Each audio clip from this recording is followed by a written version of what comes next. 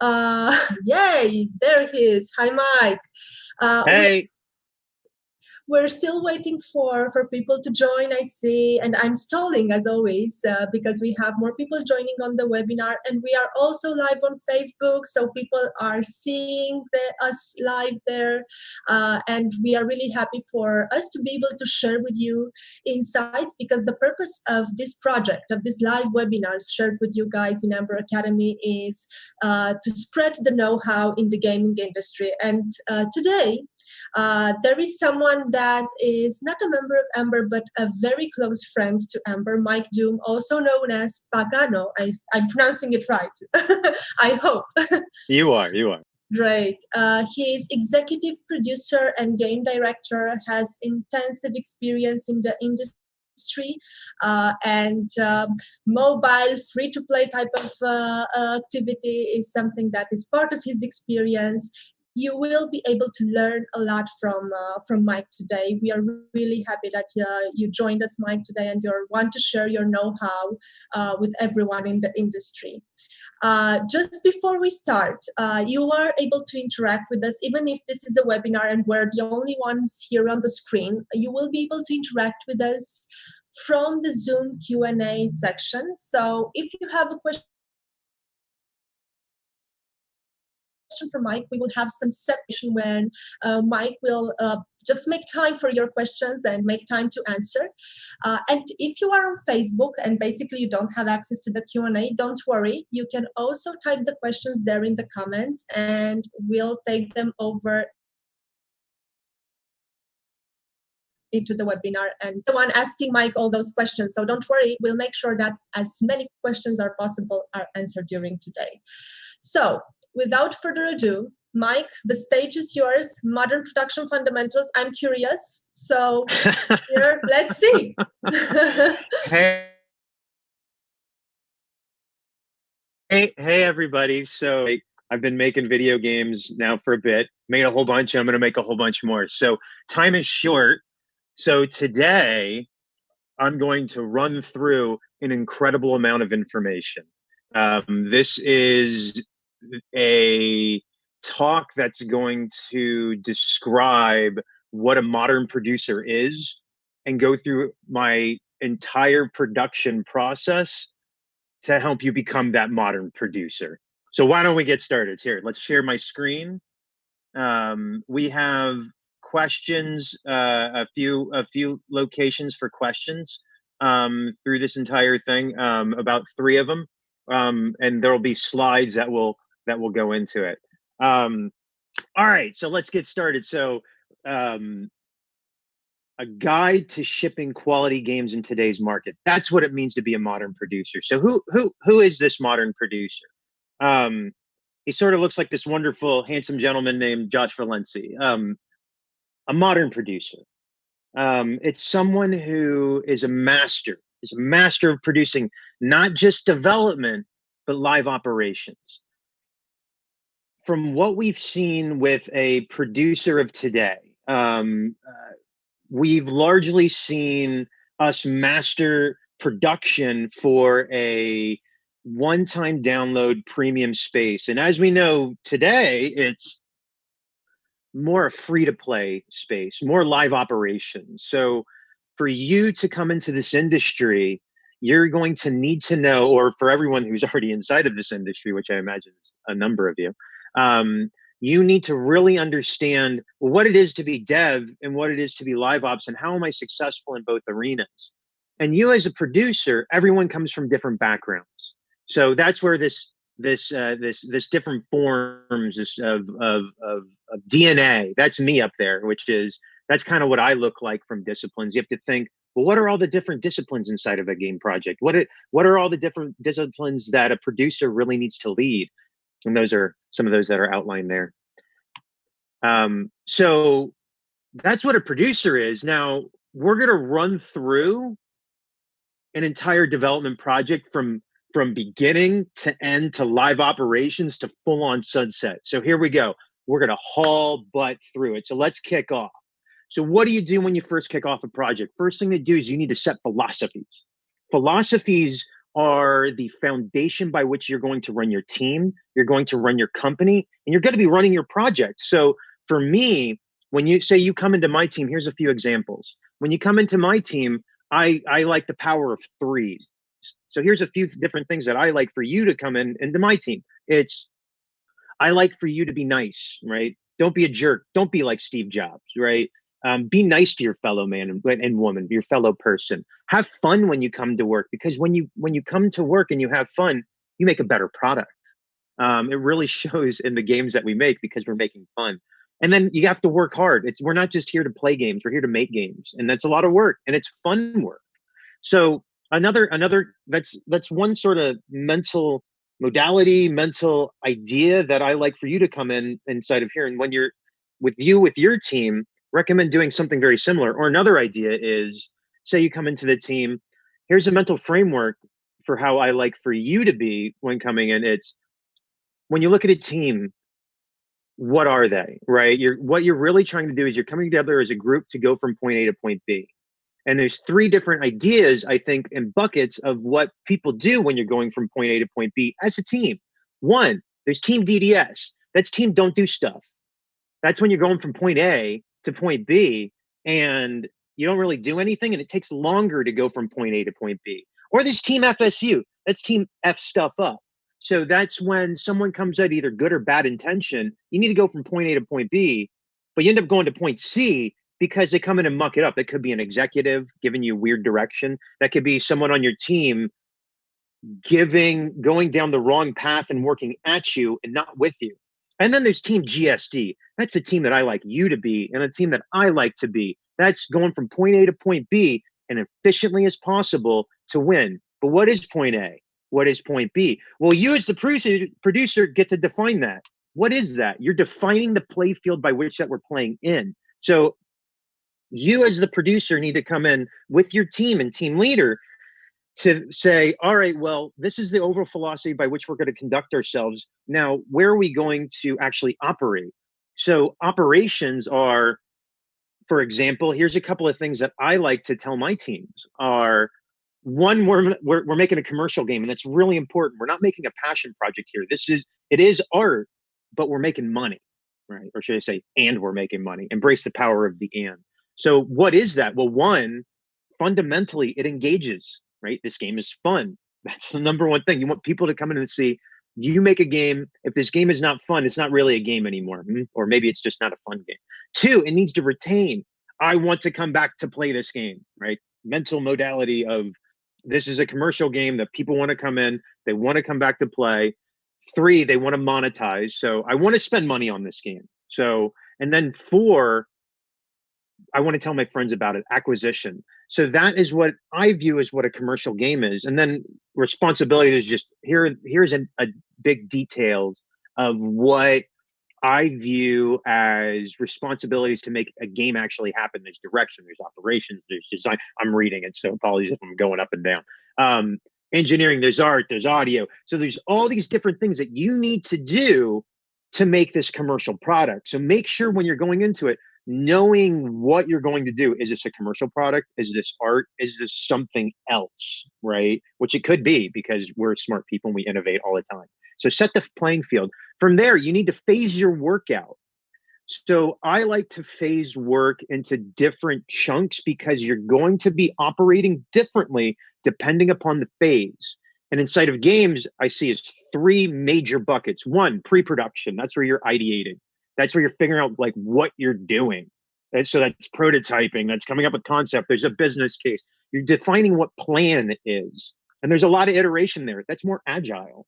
When you go into full-on production, it's a bit more waterfall with some agile backing to it. So in production, you know what the plan is, and it's executing, getting to launch, getting to that worldwide launch. You're creating playables. You're showing why it's fun.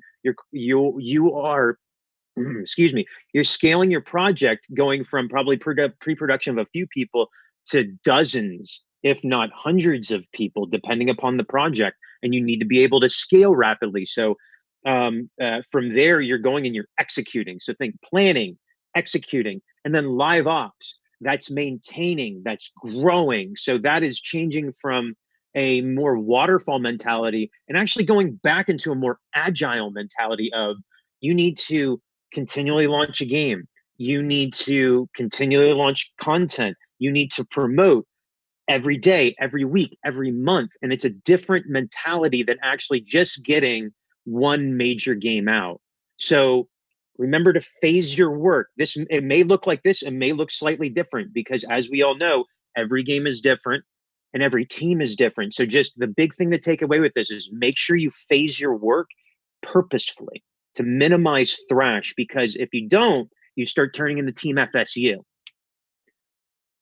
Then you need to set your goals and your targets. So you need to be very clear. Just like a video game, you need to telegraph where you're going to go. So you know, like in Mario Brothers, you know that you're going to go from left to right and go from level to level to level, and it's going to be incremental in difficulty. Same thing with the project. Show what the end state is and how you get there. Here's an example of a milestone schedule that I love to use when kicking off a project.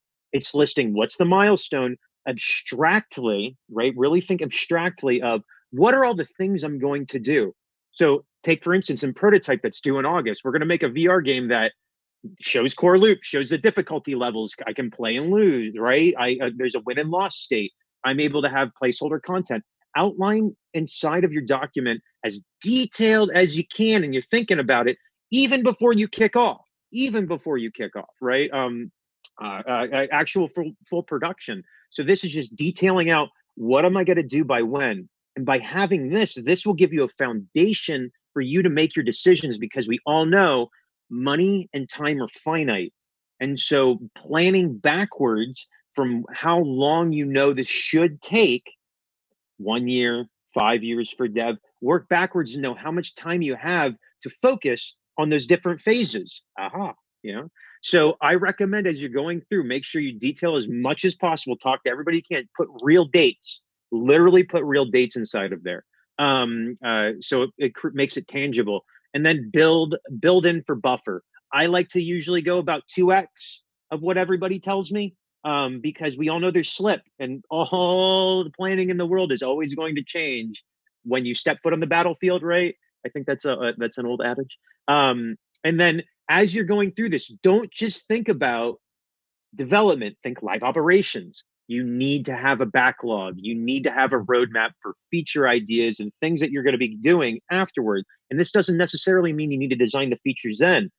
Figure out, I'm going to have a game that's going to go up to soft launch. Think about the phases. Then I'm going to have a monthly build that's going to have stuff in it. What's that stuff? No idea.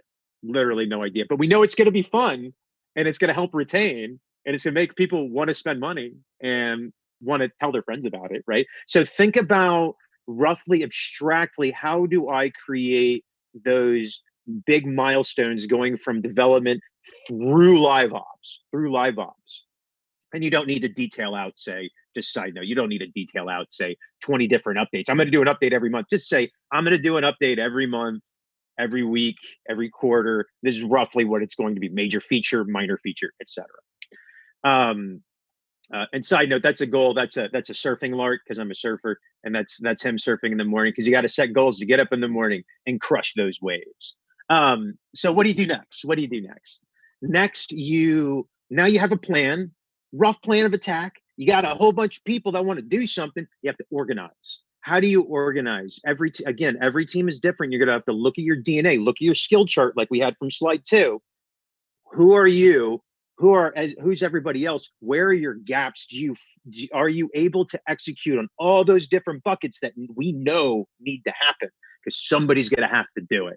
So what I like to do is I like to do a structure like this, which is a cross-functional team with pods.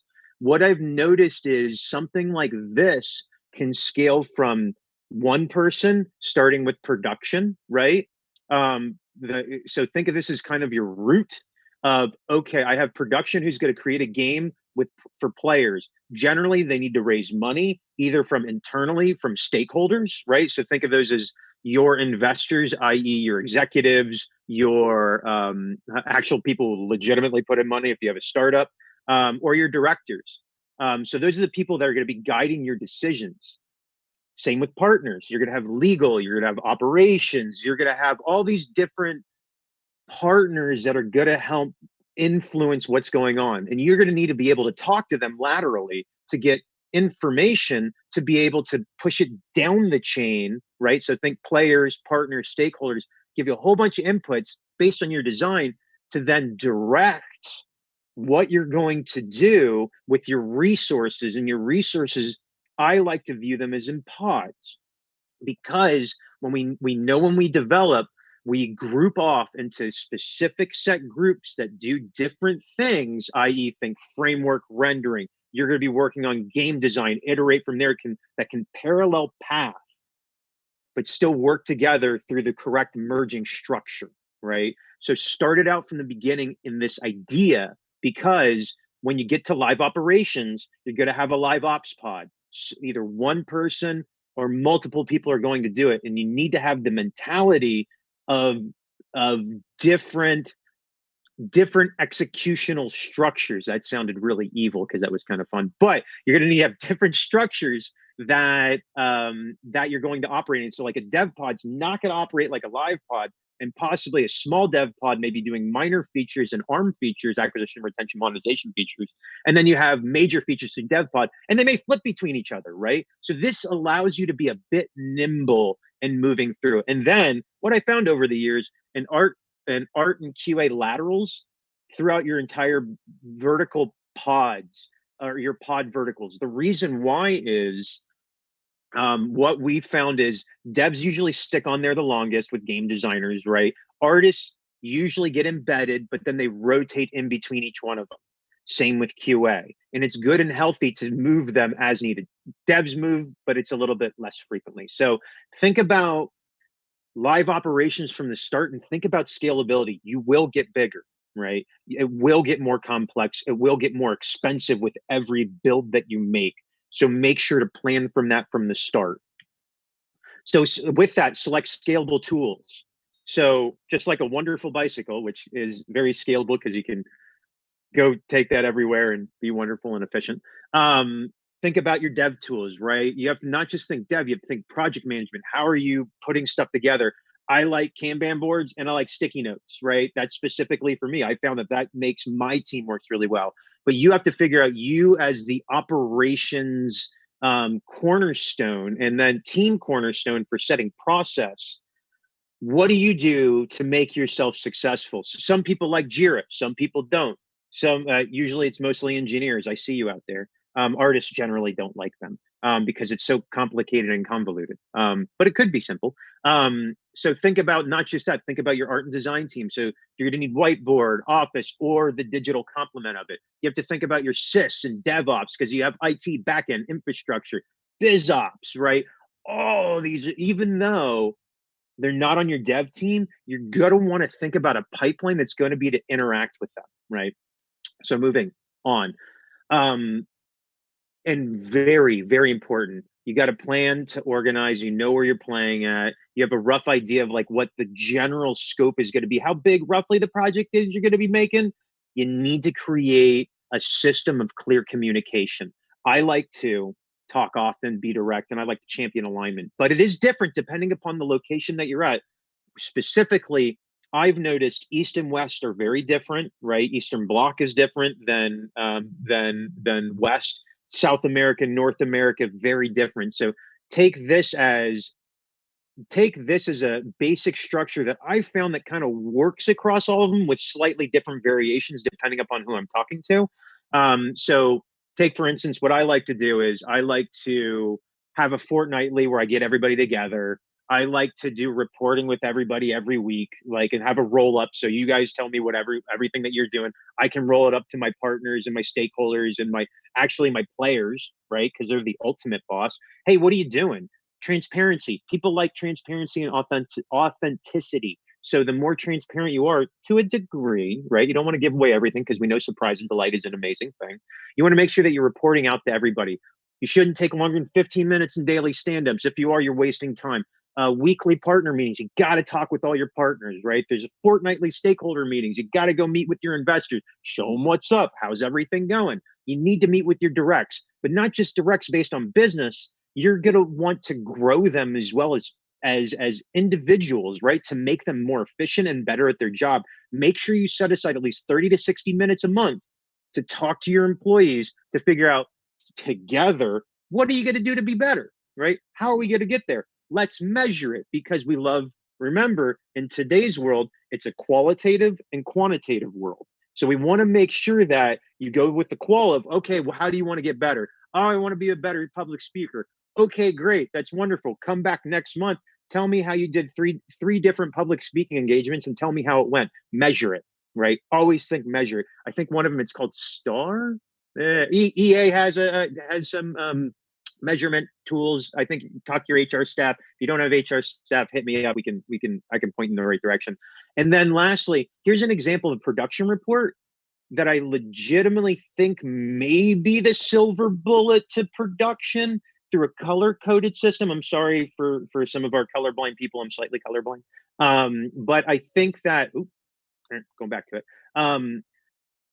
When you go through and you're doing reporting, make it very clear and concise. Think data to ink ratio. The less that you're typing, the more that you're able to go focus on your project and getting stuff done. So take the time to do it right. Highlight. I like to do the green, yellow, red system. Hey, green. Hey, check out this cool stuff. Share it with everybody. It's super neat. Oh no, yellow, we got to talk about this. Uh-oh, something's going weird. I need your input. Let's have a chat. It can wait. Ain't super high priority. Red, oh crap, we got to talk. There's like, give me a call. Something went weird. And then you templatize it. So you'll notice engineer background. So I templatize, I abstract lots and lots of things, and I find it's very beneficial. Okay, pausing. We just went through pre-production. We're going to go to production. QA break.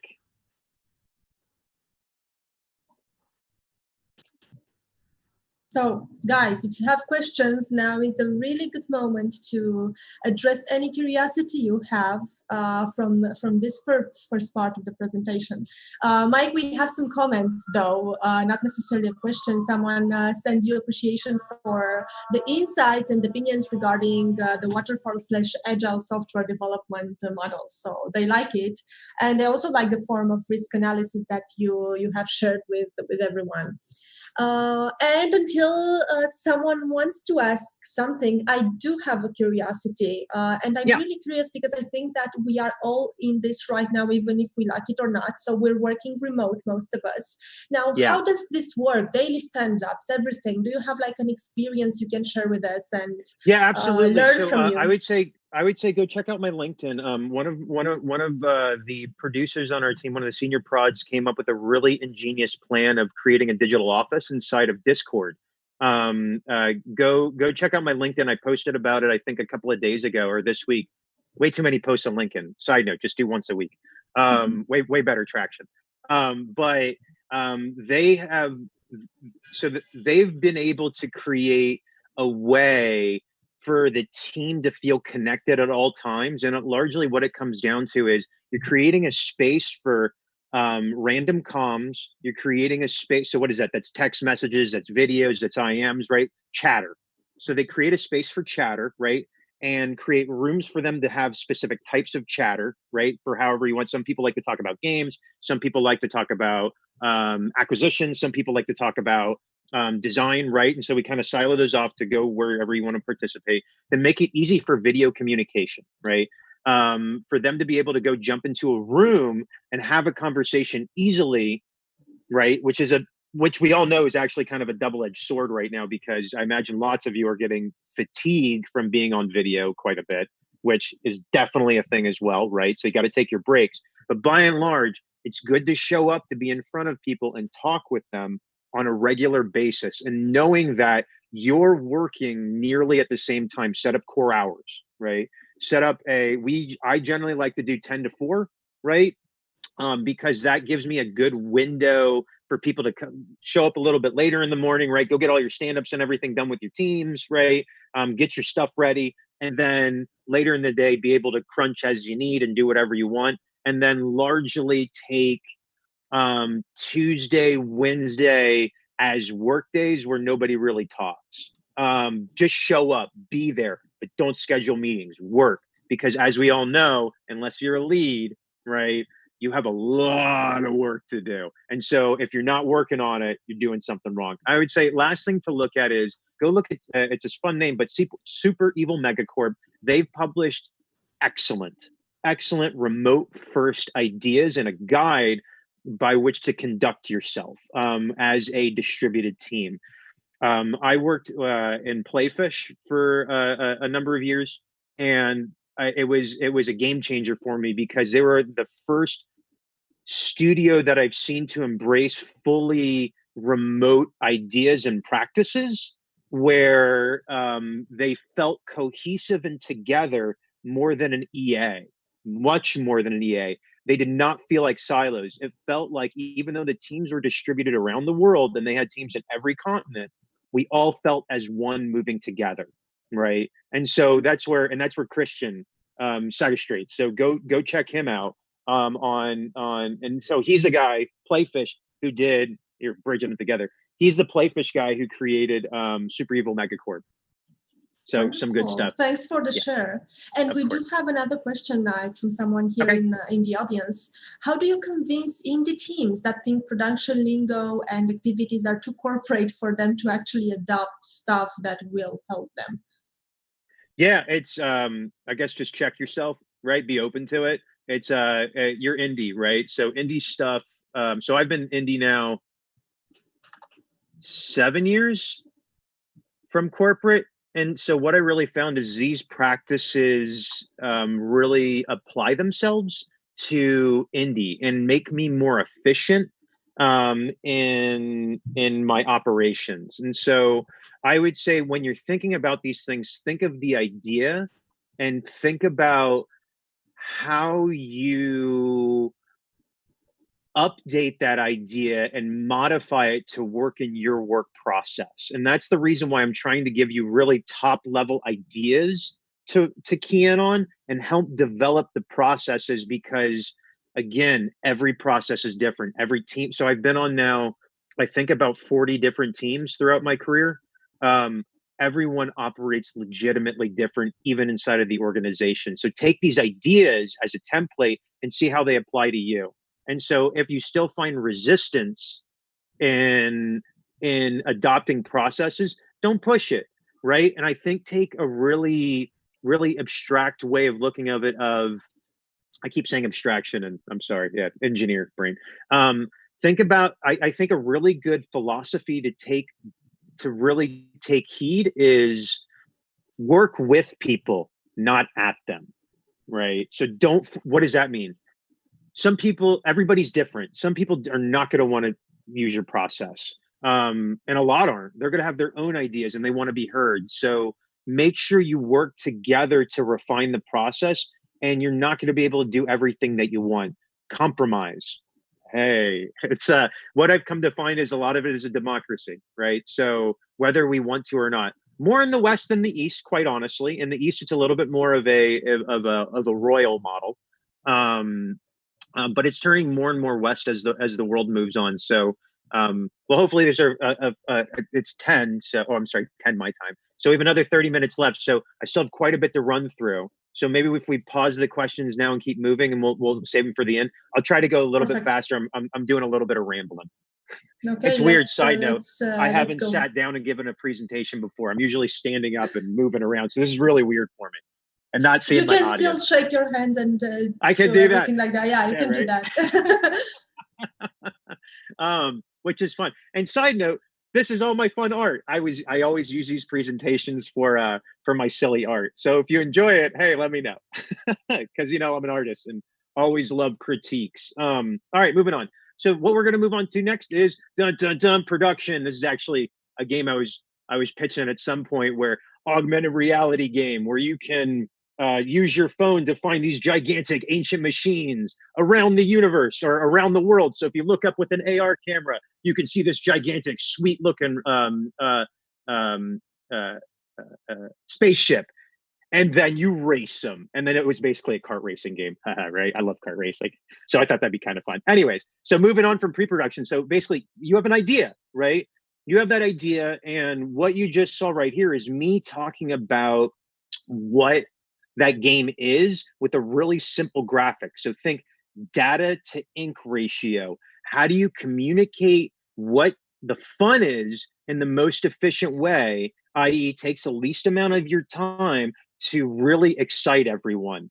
So here's a concept that this is the exact concept that I gave to Turner about an Impractical Jokers game that won us the contract. And notice it's a little bit silly, it's a little bit rinky dink, but here, watch this.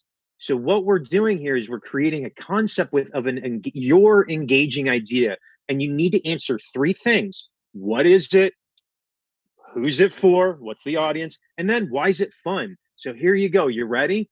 This is a game called The Wheel of Doom by the Impractical Jokers. Come in and spin the Wheel of Doom. The Jokers pop in, so you can see this is the main menu that goes into you spin like a Wheel of Doom that gives you a random play.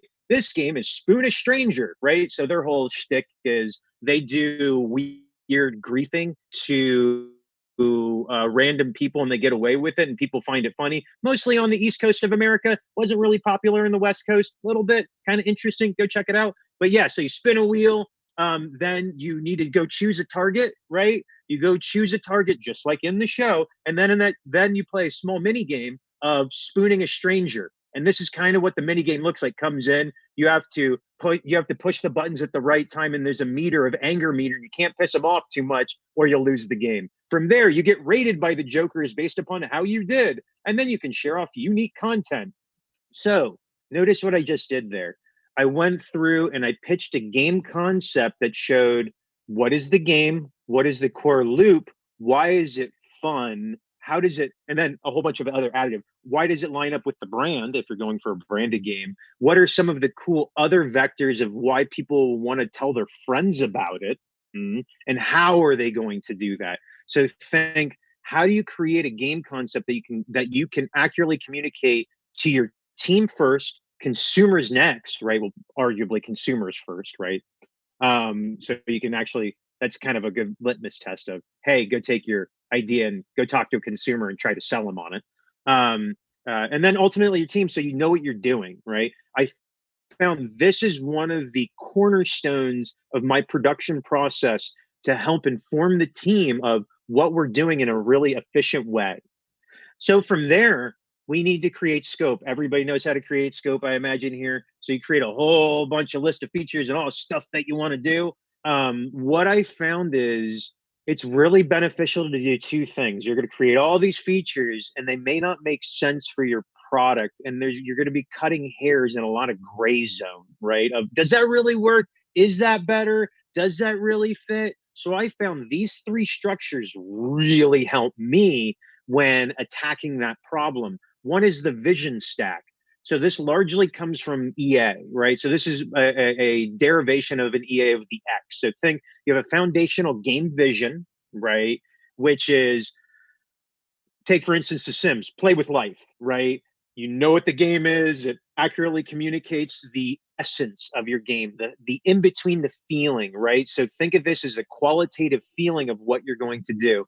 And then you're gonna have the quantitative, then you're gonna have the qualitative pillars of, well, what is that game, right? So think three major buckets that game is going to be. So play with life, what is it? It's got to be a Sims game. It needs to be, say it's going to be multiplayer, right? Or we could say free to play, and then insert random other major big thing, right? And then from there, think about your features. Do your features line up with each one of these buckets? Because basically, what we're doing with this is using it as a crap filter of, well, man, I really want to make the Sims game a racing game. Oops, nope, wrong. Don't put that in there. Or it gets a little bit more deep.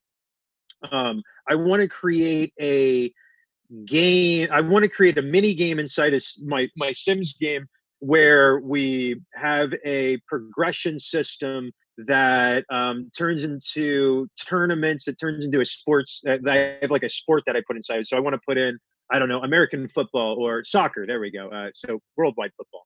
So we want to put football inside of there, and we create all these games for it. But hey, is it really play with life? Right? Is that really a Sims game? Is that good in multiplayer? It could fit in multiplayer, but it kind of violates the other one. So use this as a filter to help get rid of stuff. So we're calling stuff. Then from there, articulate what the player is doing second to second, minute to minute, hour to hour, day to day. Literally list it out.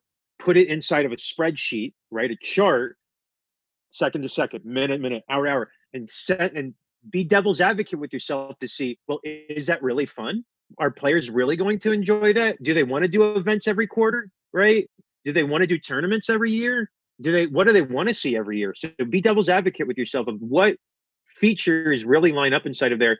And then lastly, I love the 70-20-10 model. So I view everything as an adaptation. And what I found is most large games on Earth follow this model, which is roughly, right? You have a game that's 70% proven. You know what that market is. So the game has, that's your table stake. So I'm going to make a racing game. It needs to have racing mechanics. That's the 70%. Go look at the market to see what is good about it. Then from there, you need to choose, you have to evolve the product to make it better, right? So player comes in, ooh, this game is like this, but it's a little bit better. And then you need to put your secret sauce on it. And that's the innovation. You need to put an innovation on your product that players have never seen before in that genre. Case in point, hey, have you played Fortnite? Oh man, it's like PUBG, but it doesn't at the time, right? It doesn't crash, right? It goes kind of everywhere. I can play literally anywhere with my friends. And oh my gosh, they have this crazy building mechanic that totally changed the game. Hey, you guys got to switch over from PUBG over to Fortnite, right? Come check it out. So what we've done there is we've created a positioning statement. Side note, go read the book Positioning. We've created a positioning statement based on our features that we want to position what we want the consumer to think about our game, right? And what does it come down to? I want to play it. Holy crap, why would I go switch from one game to the other? And why would I tell my friends, right? So I'm going to keep reinforcing that. So then from there, you got to make sure the tone works. So tone needs to look real good. So from there, and I'm running out of time. All right, so I'm going to start hammering through a little bit faster.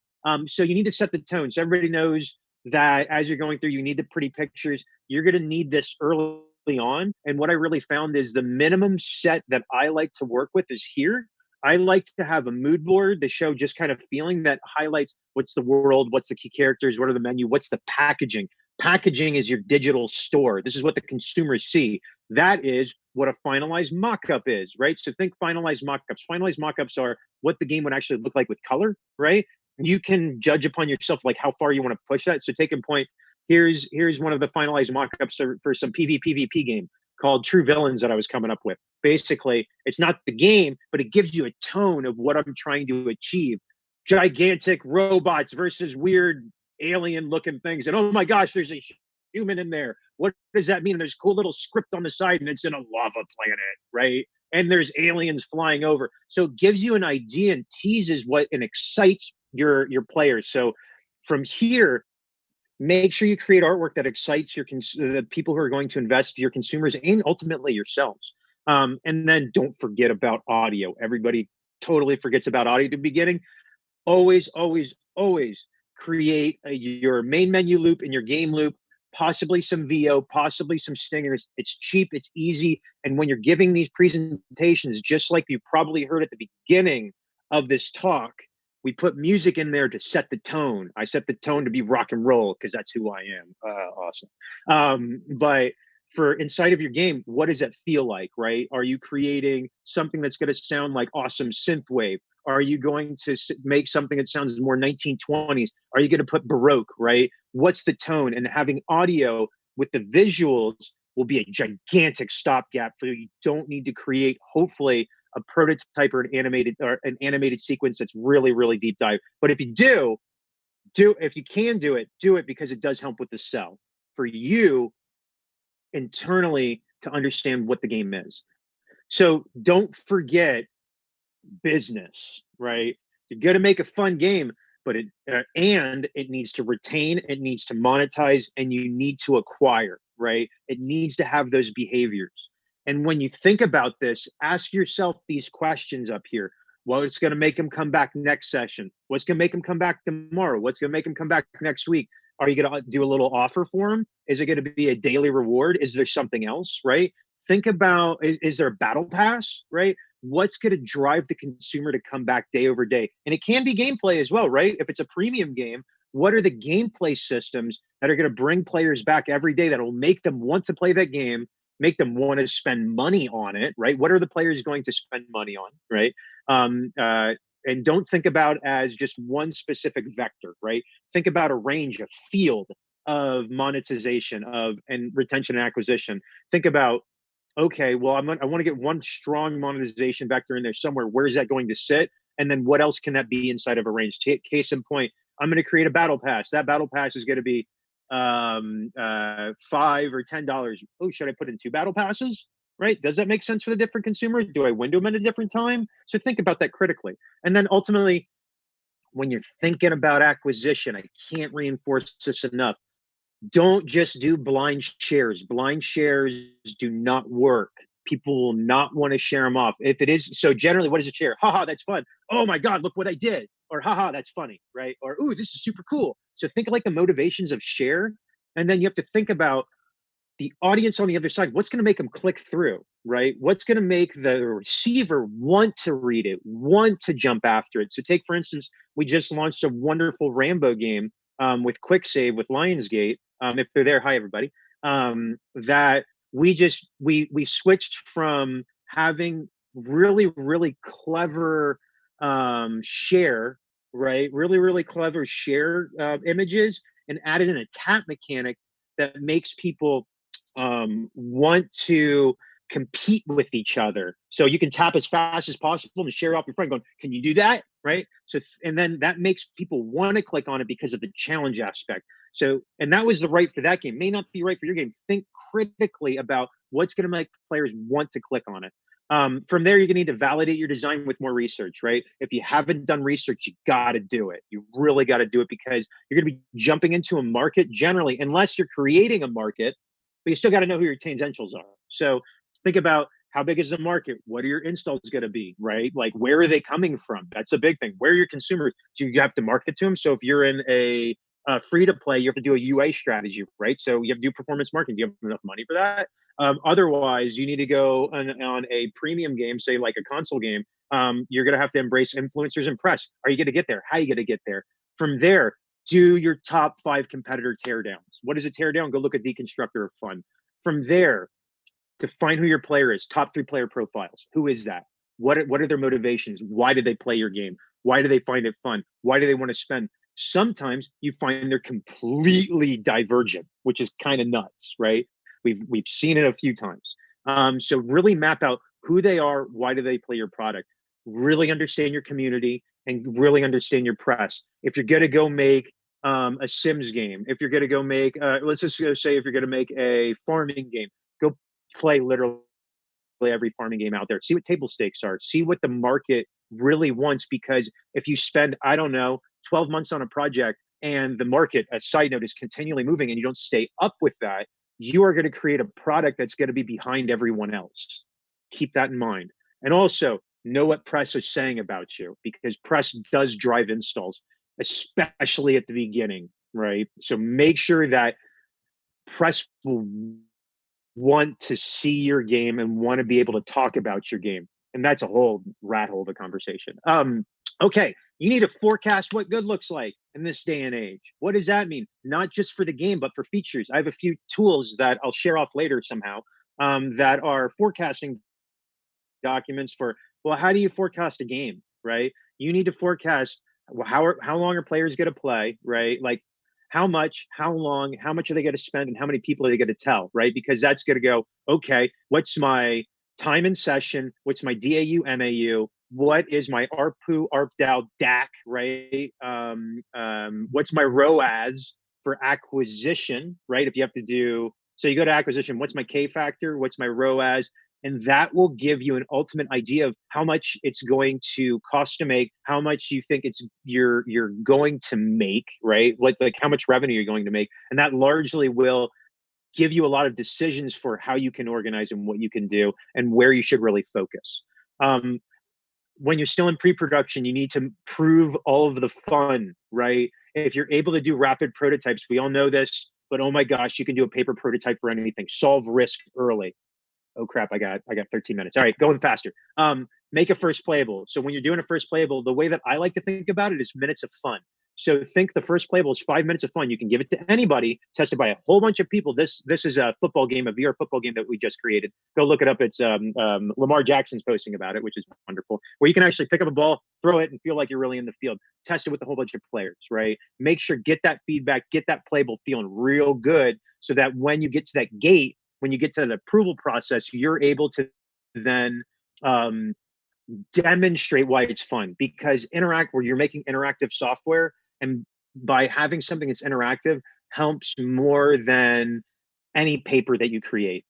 From there, you move on to production. So this one's going to be a bit shorter because everybody here has produced a whole bunch of games, I would imagine. So here's just a few ideas. So as I was saying, make lots of playables. So when you're going through, do your build of, okay, got to go into second playable. You've been approved. You got a whole bunch of money from your last gate from your first playable. Now you need to remap that into production ready code. Don't take a long time to do that. Don't take a year, right? Take hopefully a few months, if that.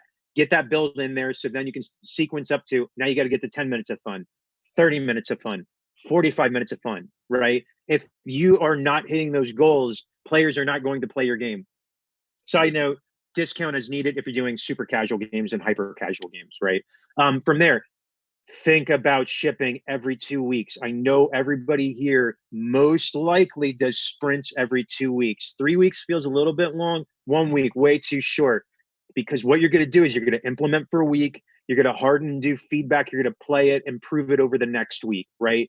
And ultimately, you're going to want to get consumer feedback, but you're going to want to move on to the new feature. So you need to get something that is finalized that you can give off to literally everybody. I like to create end user builds from the start to be able to give it to a VIP audience, show it to your friends, show it to your family, make sure they're under NDA for the big projects. Show them, make sure your team is playing it every week, and make sure your partners are playing it every week. Send it off into the entire org, get feedback. The more people that are playing it, just like evolution, because what you're doing, you're evolving a product. Go Darwin, he rocks. What you need to do is you have to iterate and you have to evolve. And the only way to do that is by having lots and lots of people. The stronger you have a stronger feedback pipeline, the more people that are giving you feedback. Okay. So make sure you do that. Try to find your core consumer, all of them. From there, keep continuing until it's ready. I like to view alpha, beta, and releases like that. I like to have it as an hour of fun, a day of fun, a month of fun, regardless if it's a premium product or a free to play product. For me, if I go buy a game, I want to at least have a month of fun. I want to sit there, be able to come back to it and think around with it and play through it as a month of fun. What is that? Is that 4 hours of gameplay? Is that 20 hours of gameplay?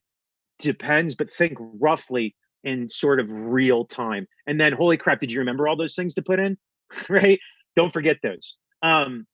Okay, I'm going to move through the Q&A break. I'm going to pause here. I'm sorry, not pause here because we're running out of time, Andrea. So why don't I just keep plowing through? Let me just get to the live ops because this is some real good stuff. Okay, and then we'll pause for questions. And then sorry everybody, there's a lot here. Okay, cool. Perfect. Okay, great. So that's Lloyd Melnick, live ops, always be shipping, right? So now I'm going to get a little bit fiery. Here we go. Live operations is, you ready for the marathon? I hope you are. Do you really understand what live operations are? Do you know what ROADS is? If you don't, go read Lloyd Melnick. Read everything that's on there because the guy is a sage. He knows more about live operations than you probably do in your pinky, and has built successful businesses time and time again. And he is a sage of this world. Go read that. Okay, so always be shipping. So for anybody who downloads this, I wrote you a poem. So here's a fun little poem. That's Ed. He's awesome. He runs one of EA's game businesses. He does marathons and he kicks butt because holy crap, this is a marathon, right? But you have to remember, as a marathoner, take your breaks, take your snacks, don't burn out because you're going to be doing this for 5 years, right? Remember to stretch. Stretching is really key. If you're able to work in personal routines with your team when you're really crunching to do yoga. I know it sounds silly and I'm a weird California guy, but it does help because it makes you strong. The stronger you are, the harder you can push, right? And the less that it's going to feel hard to you. Run every morning. You can tell I'm maybe sweating a little bit because I did a huge bike ride this morning because it gives you energy. The stronger you are, the more lean muscle mass you have, the more efficient your body will become, the more efficient your brain will become, the more output you'll be able to produce in a shorter amount of time. Okay. So read that poem. It's super fun. Soft launch. Here's what I like to do for soft launch. So think about it. This is rough. So think that you're good at soft launch. Soft launch is going to be either in a free to play. It's everybody kind of knows free to play where it takes a few months to do, if not a few quarters, if not a few years, depending upon who you are and what you're doing. And then think about in a one-time download game, you're going to be sending this off to a VIP beta audience over and over and over and over and over, and you're going to test all these things. Maybe not acquisition, maybe not monetization, but I think you kind of are through marketing, right? Because hey, do you want to buy this game? Would you tell your friends about it? Net promoter score. So these are some of the ideas that I like to follow when running through it. So check those out. And then remember, when you're going through this is fun. That's actually the Santa Monica High School mascot. Why would they do that? Amazing, right? But remember, watch out for riding crispy. That's when you burn out and everything just upsets you. You feel like everything's coming in on you. Take your breaks. Don't ride crispy. But remember, as you're going through, you're going to launch, you're going to need a war room. You're going to need to service your consumer. You're going to need to talk to them all the time, especially in live operations. And watch out when you're launching. Try not to launch on a Thursday or Friday because who wants to work the weekend? I know I don't. I like to take my breaks and my snacks. From there, you have to pet lots of dogs, of course, because dogs are awesome. But what we're going to be doing is through live operations, you're going to grow, you're going to sustain, and then it will eventually decline. No game on earth has survived infinity, and yours probably won't either. Plan for every one of the different phases of development and think about what you're doing every day, every week, and every month. Here's a few examples of what I like to think about. Same with analyzing, analytics. You need to have the quality that you're going to need to have the quantitative data every day, every week, every month to understand the health of your product and who your consumers are and get better at it every day to help make a better product. You need to find the right balance of gut versus data. Don't go full on PM. Don't go full on designer. Balance each other out to select the right features to make players say, this game is really fun. I'd play it every day if I could. I'd definitely buy it for a deal. Man, I can't wait to play it and tell my friends, right? So with that, there's Humphreys. I'm going to pause. Questions, comments. Thanks, everybody. Just got through it. Hauled butt through a little bit of it. But I'm going to pause there. So, Andrew, if you want to jump back on. Definitely, because we do have a lot of questions just piling up here. You've raised some interest and curiosities, Mike, so this is perfect. Now, I will take it just randomly. So basically, they popped around the entire presentation. And I'll try to be short about it because just to be respectful of everybody's time. Perfect. Now, one of them is how much time would you recommend you should give to yourself to build and play a prototype of your game, try out the mechanics, and prove the core mechanics and so on? 1 month. 1 month. Yeah, so if we're saying prototype, I generally like to take a month for a prototype to get something out that feels really good. So it'll take about 1 week to create a design, 1 week to implement into some playable form. So be it as a rough prototype inside of Unity as Graybox, or inside of a paper prototype. I really love paper prototypes or a combination of paper prototypes, where I use playing cards, I use Excel, and I use dice. Dice for a randomization element, cards for an instantiation element with a little bit of random. So think of that as like your characters, your items, whatever, right? And then you use the logic system of Excel. So I find by the end of that, if you need to get it out by roughly like week 3, get feedback from your friends and family, make sure that at least 4 people who are your core demographic really like it, and then sequence it. So I would say by then, if you got to get something a little bit more polished, give yourself roughly, I would say 1 to 3 months, depending upon how deep and big the game is. But try to check yourself. Don't rat hole on it too much. don't pull a Maxis and take forever to like design something that's going to take like 5 years to design, right? Like get it out, show it to players, right? So I roughly like to take between 1 to 3 months, generally a little bit on the shorter side of things. Cool. Great. Thanks for sharing that. The other one is, can you add different gameplays, mechanics, interface in one game? Yeah, absolutely. Yeah, that's what we do anyways, right? So when you're Perfect. thinking about the 70-20-10, right? It's think about when you're say let's take a racing game. So 70% is I'm going to race, right? 20% is I'm going to go look at my competitors to see, I'm going to make a game like Need for Speed or Asphalt or whatever, something like that. I'm going to see, okay, what are they doing really well? What don't they do so good? Right. So maybe it's their multiplayer isn't very good for that instance. Or so I'm going to make a racing game that is also a sim builder. What does that look like? Right. Who knows? Like, can you actually take this sim builder stuff and actually put it inside of the racing game? Right? Maybe you're actually building. So then, right? So go look to see cross domain, cross product, and not just cross product. Think outside of video games, right? Think about, so the more that you understand the world and how it works and all the fun different domains that exist, how can you bring some ideas that inspire something that's completely new that's never been there, or go lift something from like a different game that you know is really really good from a different genre and bring that into your game and see how it works, right? So that's how the Saga style map came in for Candy Crush, right? So it's like, hey, Candy Crush, great game that's been going forever, right? So they're like, I don't know how many years were they in, like 3 or 4 years in, 5 years in, making a great match 3 game. They're like, oh, what if we take the Mario World map and put it in with it? Oh my gosh, it works, right? And then now the term's called Candy Crush in it when you add a map to anything, right? Fun. So yeah, that's an excellent example of taking something that's innovative from a different domain and bringing it in. Wonderful. Now, a chicken or egg type of question. What's Yeah. first, game mechanics or concept? Yes.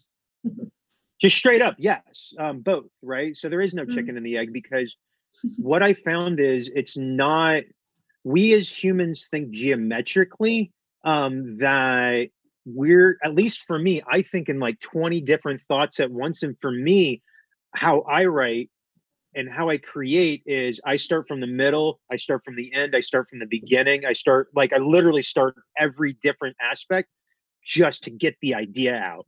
So it's less about starting with concept. It's less about starting with an idea. It's less about starting with a mechanic. Yes, embrace them all.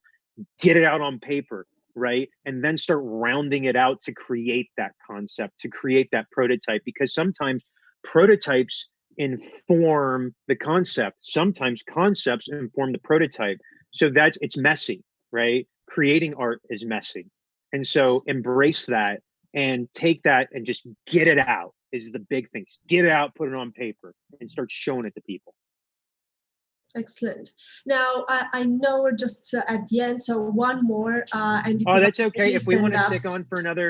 stick on for a little bit longer, I'm happy to as well. 1 minute, 2 minutes for this final question. Like, how do you organize the daily stand-ups with big team, plus 20 people? Like, try to keep it short and focused with this amount of people, and avoid people from zooming out, and so on. So, what's your advice? Importantly, so it's 15. So a really good question. So how does that exact structure work with the? So I've implemented that structure with a team for that has been about 150, 200. And what I've really found is in that the senior chain, it kind of cascades down of start your stand-ups with each one of your different disciplines in the morning, and usually try to take all of your reporting to maximum an hour for the leads. So depending upon how deep your structure goes in, we generally take it. So it's about, what were we at? We're about 3 levels deep that report up. So take 15 minutes. So it's like you're going to have basically internal team scrum, right? I like to have a big board, right? Of like, where are you at? Where are you, like Kanban board? What are you doing for today? What are you doing next? Where are you going? It's like, is this approved? This not, and allow the person to talk. Do not have the producer go through everybody's update. Have the individual person say what they're doing and where they're going, to give them ownership of their work. From there, roll that up. Take 15 minutes. Gut check yourself. If you're talking to every day if you talk every day, you shouldn't need to update for more than 15 minutes. even at a team size up to 15 in an individual pod, 15 to 20 in an individual pod, right? Roll up, templatize, abstract, right? If you have more than that in one sitting group, there's too many people in that. It's an all hands. Break it up, roll it up to an upper pipeline, take that to summarize, and then take that as the lead to give to your director. Your director will take his lead information, roll that up into the executives, right? The executive and leadership team will take the director level reports and take that and roll that up to whomever needs to see it, be it stakeholders for the day or your bosses for the end of the week, right? So I like to have direct reports at 5, maybe between 5 to 7. I try to keep it to 5 because when you start going a little bit more than that, it's hard to know where everybody's going and what they're doing. So I, as much as people hate hierarchy and they love flat systems, I like hierarchy as long as you build it in the right way and specifically give time frames by which you need to operate in to ensure that machine continues to operate forward fast and efficiently. Well, that sounds awesome. So thank you so much, Mike, for sharing that. We're a bit ahead of the time that we promised, so we don't want to keep you guys over the schedule for today. It was really insightful. And Mike, if you agree, I see people that are commenting, leaving us comments on Facebook. So maybe we can just catch up with them there and Okay. answering comments when. Technically, I'm supposed to be in a meeting 4 minutes ago. ago. So 4 minutes ago. If everybody can throw if everybody can throw in comments inside of there or reach out directly, like hit me up on LinkedIn. Happy to chat. Everybody here, it's like, hey, we're all doing production, right? It's I've had the fortunate benefit to see lots of different companies, lots of different games, lots of different organizational structures, and everything's a little bit different, right? And but for us as producers, we need to come together and make sure we share information to not be ultimately competitive with each other, right? And actually open up to show what we're doing to help improve the business to make you make better games, because I want to play those games, right? Exactly. Consumers want to play those games, and it's for you is to be team GSD to get that out so consumers can play it. So get rid of haters, get supporters, and get that done, right? So send me feedback. Love to hear from you. Sounds perfect. Everyone is thanking you here on the chat. Great session. These are the kinds of comments that we are sharing. We'll follow up with some of the questions on the Facebook comments. Thank you so much, Mike, for sharing this. And with these good intentions, we say goodbye to everyone. Thank you for joining December Academy webinar. Thank you, Mike, again. It was wonderful. And thanks, everyone everybody. Stay safe. Bye. Have a good one. Bye, everybody.